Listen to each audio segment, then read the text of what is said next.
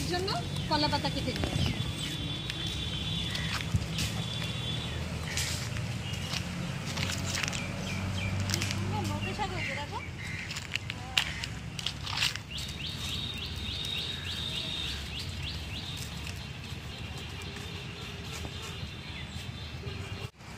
চলো মামি, পাতা কাটা হয়ে গেল। কাটা ঢুকলো, আস্তে আস্তে ছাড়া।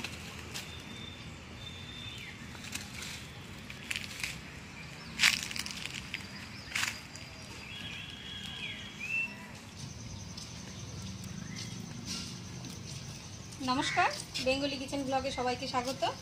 আজকে চলে এসেছি আমরা আরেকটা নতুন রেসিপি নিয়ে। আজকে করব পাঙ্গাস মাছের কলা পাতার পাতুরি। আশা করব আপনাদের রান্নাটা খুব ভালো লাগবে। প্রথম থেকে শেষ পর্যন্ত অবশ্যই আপনারা আমাদের সাথে থাকুন।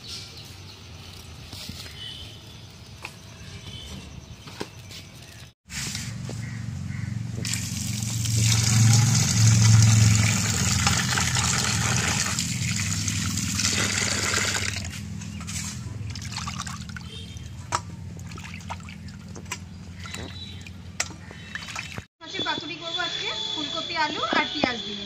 মামি, তুমি ফুলকপি আলুটা কাটো, একদম সরু সরু করে কাটবে, হ্যাঁ। আর দেখুন, পাঙ্গাস মাছটা আগে থেকে আমি ধুয়ে পরিষ্কার করে নিয়েছি। অনেক বড় মাছ, তাই পিসগুলোও কিন্তু বেশ বড় বড়। মামি আলু আর ফুলকপি কাটতে কাটতে আমি মশলাগুলো করে দিই। এই পাঙ্গাস মাছে কিন্তু খুব একটা মশলা আমি দেবো না, দেবো কয়েকটা শুকনো লঙ্কা আর একটু জিরে।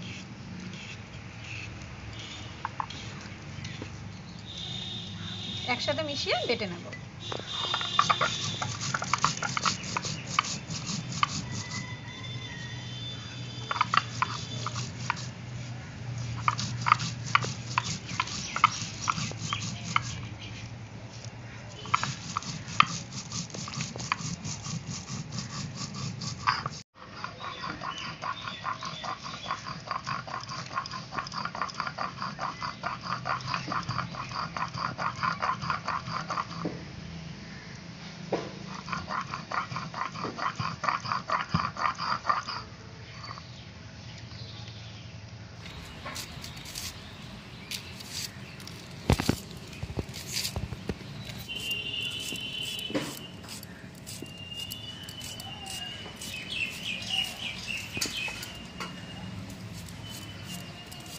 দেখুন, এই মাটির তাওয়ার মধ্যে আমি পরপর 3টে পাতা দিয়ে নিয়েছি।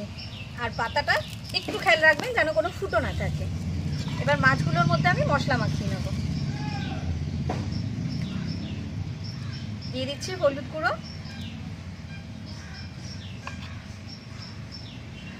স্বাদ অনুযায়ী লবণ,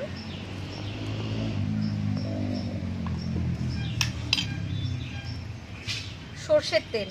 অবশ্যই পাতুরিতে সর্ষের তেলটা ব্যবহার করবেন, তাহলে খেতে কিন্তু একটু বেশিই ভালো লাগবে।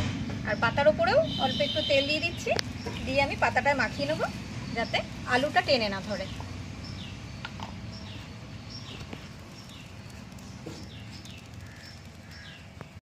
আর দিয়ে দেব বেটে রাখা লঙ্কা আর জিরেটা। এবার মাছগুলোর গায়ে ভালো করে মাখিয়ে নেব। মাছটা বড় বলে তেল দেখুন।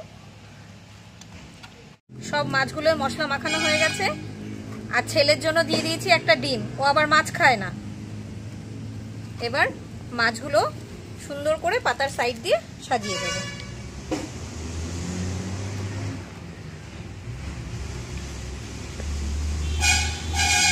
পাঙ্গাস মাছ অনেক রকম ভাবে খেয়েছেন আপনারা হয়তো, কিন্তু এভাবে একবার অবশ্যই ট্রাই করে দেখবেন, খেতে কিন্তু খুব ভালো লাগে।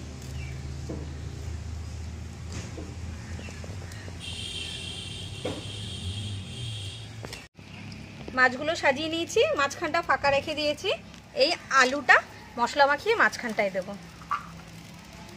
আমি আলু ফুলকপি দিয়ে করেছি এই পাতুরি, কিন্তু শুধু আলু পেঁয়াজ বা আলু বেগুন দিয়ে করলেও খুব ভালো লাগে।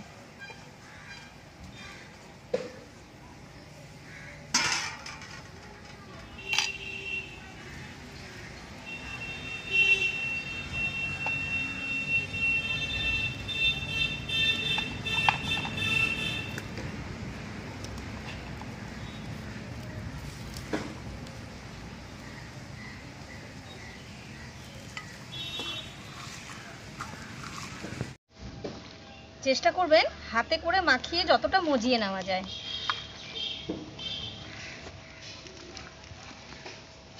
আমার ভালো করে মাখানো হয়ে গেছে। এবার আমি পাতার মাঝখানে আলুগুলো সুন্দর করে সাজিয়ে দেবো।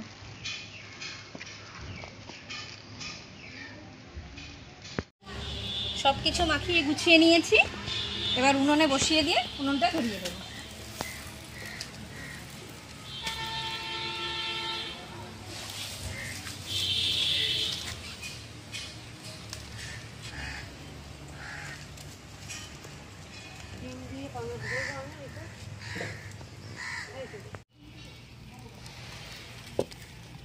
খুব আস্তে আস্তে জ্বালে কিন্তু এই পাতুরিটা হবে, আর পাতুরিটা ঢাকার কোনো প্রয়োজন পড়বে না, কেন খুব আস্তে জ্বালে এটা হবে তো, না হলে ঢাকলেই জল বেরিয়ে যাবে।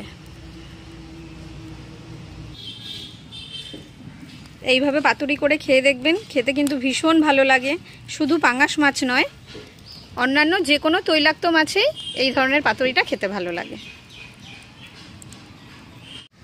আমার ওখানে ধান আছে মামন, আমি একটু ধান নেড়ে আসি, পাতুরিটা আস্তে আস্তে হোক। আচ্ছা, বাড়িতে ধান সেদ্ধ করা হয়েছে, সেই ধানেরই কিন্তু চাল করে আমাদের সব বাড়িতে খাওয়া হয়। মামি সেই ধান নাড়তে চলুন আপনাদের দেখাই ধান কি করে নাড়ে।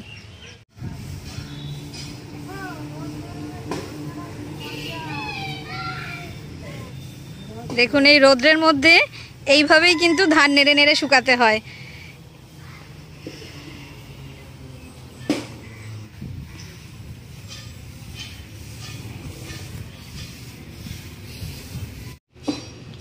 খুব আস্তে আস্তে জ্বালে এই পাতুরিটা হবে।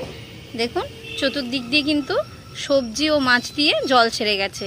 এই জলেই মাছও সেদ্ধ হয়ে যাবে আর সবজিও সেদ্ধ হয়ে যাবে। কড়ার থেকেও কিন্তু এই কলা পাতায় মাছ কিন্তু সুন্দর ভাজা হয়, আর মাছের মধ্যে নুন ঝালটা কিন্তু খুব ভালো ঢোকে।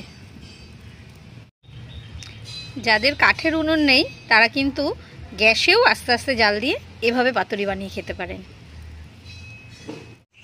পাতুরির একটা সাইডটা হয়ে গেছে, এবার নামিয়ে আমি উল্টে দেবো।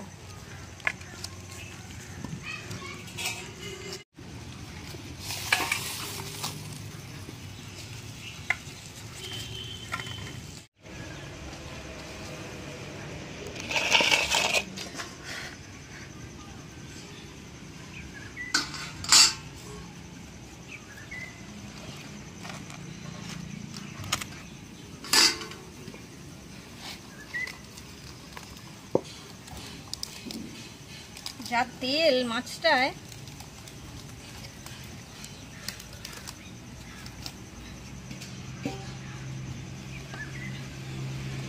মাছটা উল্টে দিলাম, আবার কিছু সময়ের জন্য তাওয়াটা বসিয়ে দেবো, ওই উল্টো সাইডটাও হয়ে যাবে।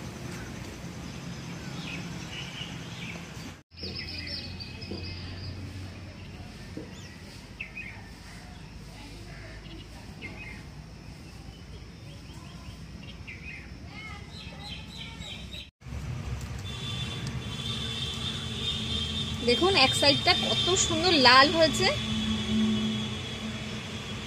পাতুরিটা হয়ে গেছে, এবার নামিয়ে দিলাম। আমাদের এই পাতুরিটা কেমন লাগলো অবশ্যই কমেন্টে জানাবেন। ভালো লাগলে একটা লাইক করে দেবেন, আর চ্যানেলটিতে সাবস্ক্রাইব করে আমাদের এভাবেই পাশে থাকবেন। আবার দেখা হচ্ছে নতুন কোনো ভিডিও নিয়ে। নমস্কার।